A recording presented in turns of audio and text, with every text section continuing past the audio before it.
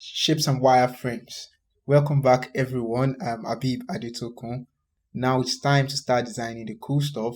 If you haven't been following through, you can just please check out the playlist. There are about 3 videos before this one and you get to enjoy the process of learning how to design on Figma. If you haven't subscribed to my channel, please do, and please hit the notification button after subscribing so you can be notified at any time there's a new video.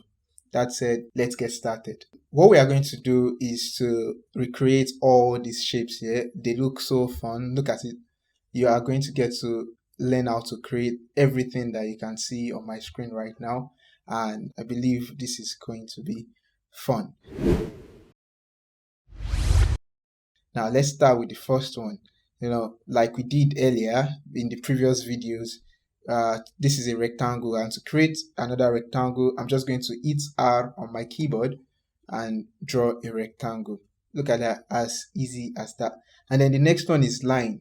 If I click on this drop down arrow here next to my shape tools, I can select line or just hit L on my keyboard and draw line. It doesn't look so straight, so what I'm going to do is to hold down the shift key and then see that automatically I have a straight line.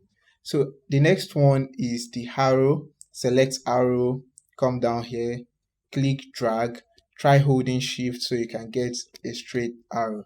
So the next thing is circle. How do we draw circle? Go back to the shape tools, select ellipse, that's all. You can draw circle anyhow you want, but if you hold shift, you'll get a perfect circle. Look at that, very smooth. The next thing is the polygon. I'm going to use this polygon to draw a very nice triangle, and again I'm holding shift key as I'm dragging. So you click and drag and you hold shift key along with it. The next thing is the star. Yeah, so I'm going to click and drag while holding shift. I'm getting the star. Very nice. Looks like the same size. Now it's getting much more fun. To create this, I'm simply going to copy this triangle here, the polygon, by using Option on Command, Alt on Windows. I'm going to drag and copy it down here. I'm going to click on this radius here, the node, then drag a little bit down. I'm going to come to the count and add up to 5 counts. Let's see. 6 actually. I'm going to make it 6. Yes, now I have the exact same shape. I can drag this radius down a little bit. Yeah, so I think that's how the shape is drawn. So the next thing, I'm going to copy the star tool again, or just create a new star.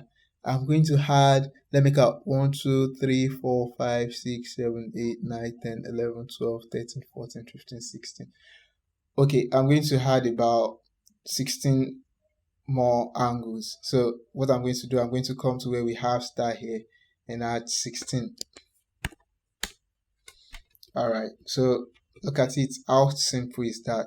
So the next thing, okay, what I'm going to do is to actually create a rectangle.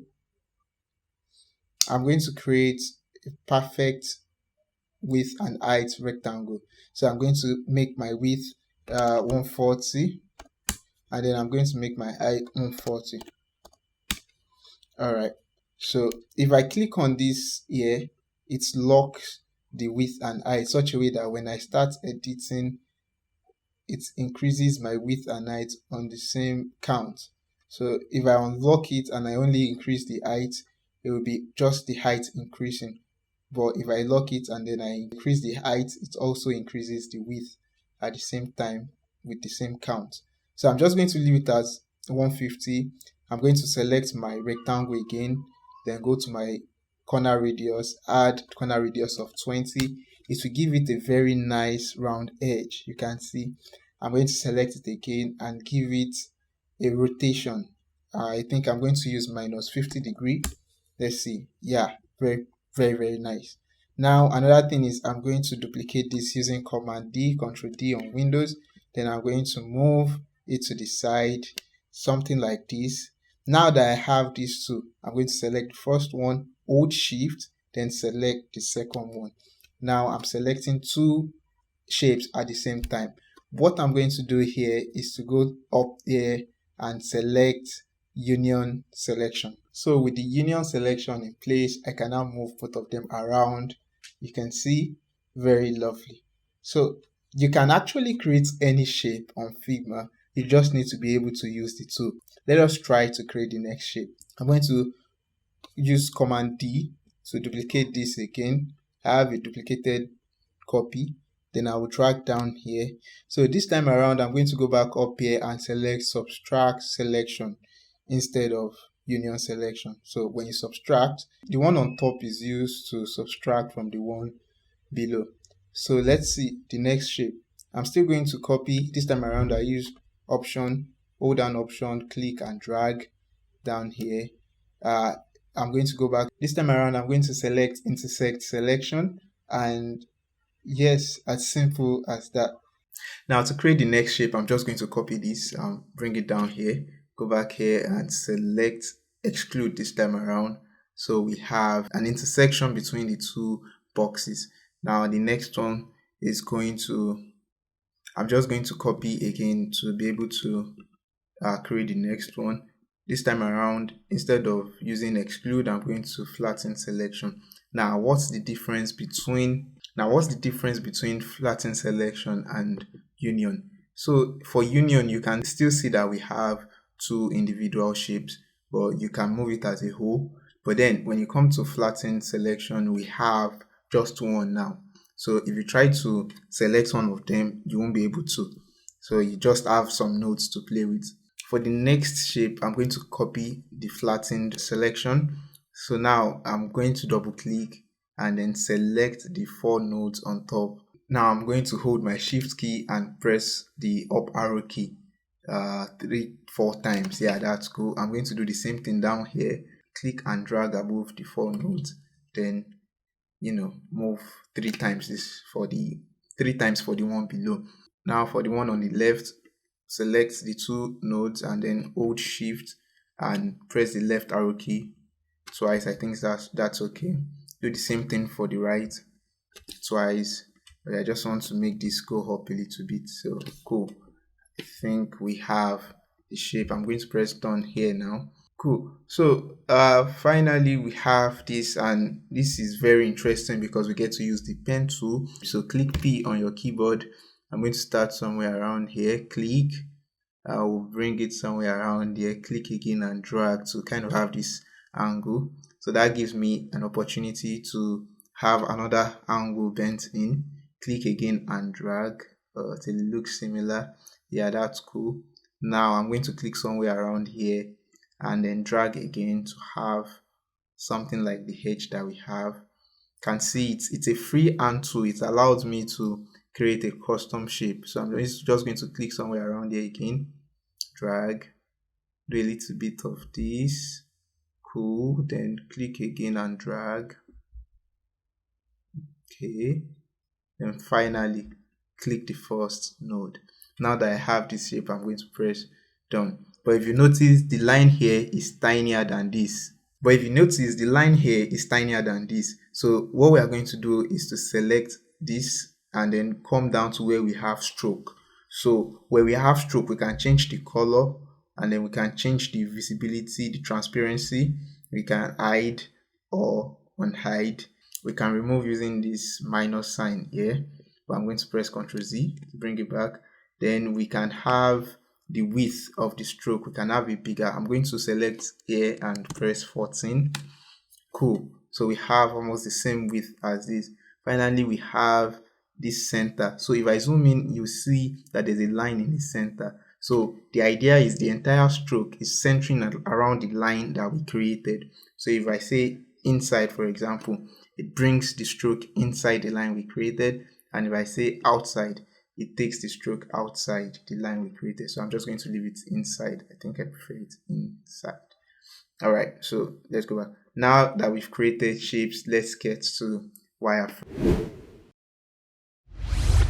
A website wireframe is also known as screen blueprints or a visual guide that represents the skeletal framework of a website. So before you start seeing colors and drawings on websites, sometimes they have to go through creating wireframes. There is low and there is high fidelity wireframe. Basically, low fidelity wireframe just contains boxes or shapes to represent elements of designs that are going to be on the website page at the end of the entire design. Why high fidelity looks a little bit closer to the original design, but more like you have some text, but then you don't get to have pictures and some stuff yet until you now take it to the final design. It allows designers to be able to concentrate on one thing at the time, so they don't have to think about where they want to place objects and what they want to place, the content they want to add there, and also the colors and everything at the same time. So let's start with low fidelity wireframe. Imagine you are creating a website for your portfolio. Let's say we want to create a landing page for our portfolio. The first thing we'll do is to create a frame. I just hit key on my keyboard and then I'm going to select desktop. Wow, so I'll bring it down here. Now I can rename it wireframe. Cool.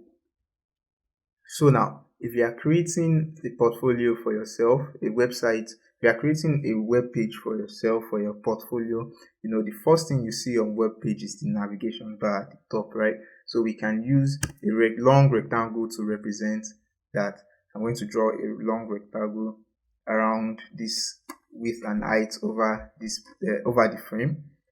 On the nav bar, usually you would see maybe a logo. Use another rectangle to draw a logo here. It's just a space for a logo, not necessarily a logo. Now I'm going to come to where we have fill here and enter FFF to change the color to white so we can see. So then the next thing we want to see on the nav bar is probably some things like about us. I'm going to make it a little bit tinier and then increase the corner radius. Come to the corner radius and enter 20 to make things look a little bit more modern. Let's say this is my about us. My about us will be here. Then the next thing I will write my portfolio, then maybe contact me, and if I have additional stuff, additional page, maybe blog, I can add that one to here. I can add my blog here. So the next thing you would see, usually on a portfolio, you might see towards the left the name of the person. So I'm going to draw a long rectangle to represent that as well. Give it a corner radius of 20. With that, we can also have description underneath the name. Hey, I'm a designer, I do this, I do that. So these other lines will represent description. Alright. So after that, the next thing you might see is the image towards the right. So we are going to use another rectangle to represent the image. Also, you might need to have a button somewhere around here. This might be a little bit bigger, so let's say we have a button to say learn more, or maybe contact me, or view my portfolio or recent work, anything you want to add there. So let's make this corner radius of 20. Cool. What else?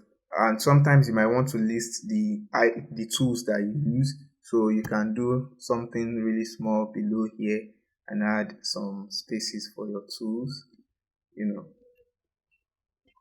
Okay, cool. Now that we have this is basically a wireframe. One thing you would notice is that this rectangle goes all the way outside here, but then we can't see it because the frame is kind of keeping it inside. What that means is clip content. So that means it clips the content inside. To check what it looks like, when you select your frame, you would see a clip content checkbox here. If you uncheck it, the content comes outside of the box, but then it's still within the frame. But if you click it, the frame covers it up. Now that we have our wireframe, another thing you need to learn is alignment and spacing. Another thing you need to learn is alignment and spacing. Now, it is important that we have equal spacing around elements of the same group or elements of the same parent. One of the best ways to ensure that you have equal spacing is by using the layout grid or column. If I come to my properties panel here and click plus, Already you can see there's this kind of grid on the surface, but I'm not going to use grid now. I'm going to use column. So to use column, click on the icon here. Instead of grid, select column in the drop down. I'm going to change the count of the column to 12. In most cases, website they use 12. Now the color is red, 10% transparency. If I increase the transparency to 80, it becomes bright, and it's not good enough. I'm just going to make it 40 for now. Now under the type, you can see stretch. Stretch means it stretches over the entire web page. Now you can say left, it goes to the left side of the web page. You can say right, or you can say center, but we are going to leave it as stretch. Now the margin is going to be set to 120. All right, because you need to leave margin at the side of your web pages. It helps allow your design elements to breathe, and it helps when it comes to responsive design as well, which we'll talk about later on in the course. Now finally, I'm going to change my gutter to 32 instead. I want enough spacing within the elements. Now that I have this, let me return the transparency back to 10%. Cool. Then close this. Now with this, you can now use your ruler to identify the edges of the margin. If you can't find ruler here, you can go to this Figma icon here, and under view, you can click rulers. Now you use the rulers, drag out the rulers from the edge, and ensure that it touches the edge of your first column. Just zoom in a little bit more to be able to see that. Do the same thing for the column on the right. Zoom in. Now you see that. So with this, now we can arrange our elements. The first thing I want to do is to move the logo inside. I don't want it outside the margin, and then I want it to go over one column. Cool. So the same thing for my navigation items. I'm going to move them a little bit more inside. Or let's just say delete the 3, bring the first one to the far right, make it fit between one column, then create a duplicate on the next column, and then one more. Already, okay, yeah, cool. Select this, try to check if it touches the edge of each side of the column. If you look at what we have, you can see that there are equal spacing in between, but in some cases, for you to be able to get equal spacing, let's say for example we have all these aligned in different areas. Now you can select the 4 items and come to where we have tidy up, select tidy up, gives it equal spacing. And another way to know that is by selecting the first one, hold down Alt key, and then hover on the next item. You see the space between the first one to the next one is 46. You can do that with the next one, to vice versa, but because we have a column to guide us, I'm just going to leave everything as it was before, set it back within the column. Alright, so I'm going to group them together by selecting the 4 items and then using Command G to group. Another thing you want to do is select the nav items, then hold Shift and select the logo, and come here to where we have align vertical centers. Click on align vertical centers. Now we have them aligned vertically. This means the nav items are directly in the center of this logo. It makes your work also look neat when you center your items properly. Now I'm also going to group the logo and the nav items. I can rename that to logo nav. It's not really compulsory to rename your wireframes at this stage, since it's just wireframe and not designed. I'm going to select the nav item and the logo that I've grouped with the background.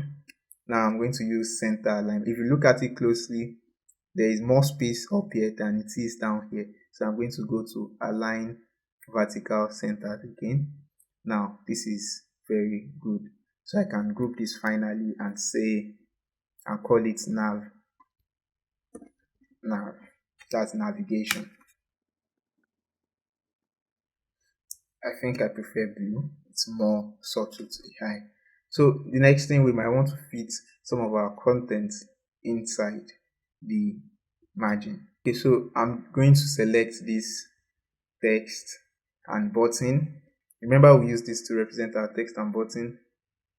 Now I'm going to remember we use this to represent our text and button. Now I'm going to move them inside. Oh, look at that. There is one. I must have duplicated one before. So select, hold shift while selecting. Make sure you move them inside the margin. Let them touch the margin. Alright. So now another thing you should know about alignment is that you can easily align your elements left, right, or center. If you go to the properties panel where we have the alignment icons, you can align left, which is what it is currently. If you click align center, it moves to the center. If you click align right, it moves to the right. So I'm going to turn it back to align left. Another thing you can see, whenever you select multiple elements like this, you see an icon down here, it's tidy up. It's telling you to tidy it up horizontally. Instead of coming down to where you have tidy up here, you can just select this and it helps tidy up horizontally. So finally, on the text and button, I'm going to try to move it backwards a little bit to touch the edge of this column here. Cool. Now I'm going to select this, make sure it fits within a column. Cool. Erase this. Now I'm going to duplicate this. Cool. So now that I have the 3 again, I'm going to select the 3 and I'm going to, let me show you one very nice magic. As you can see, I'm meant to place the 3. If we should arrange the 3 accordingly, they will be placed on each column, just like the first one. So I can just move one of them to fit into the column. Imagine I have up to 12. I will just move the last one to fit in the column. Then I'll select the rest of the shapes. If I will come to tidy up, if you click on tidy up or you distribute horizontal spacing, it's going to move everything in their appropriate corners. Alright, so the image now. Okay, and then also move this. Yeah, makes sense. Although your image can overlap, but it depends on how creative you are trying to become. Now we have our wireframe. I'm going to select my frame and then hide the layout grid using this eye here. Look at that, we have a nice wireframe. Now in the next episode, we are going to continue to make this a high fidelity wireframe. This is a low fidelity wireframe. In the next episode, we are going to make it a high fidelity wireframe. So after the high fidelity wireframe, we'll turn this into an actual design. It means you are going to have a landing page for your portfolio design. If you are yet to subscribe, please don't forget to subscribe, like, and comment. Ask questions in the comment section below. All questions are welcome. See you in the next video.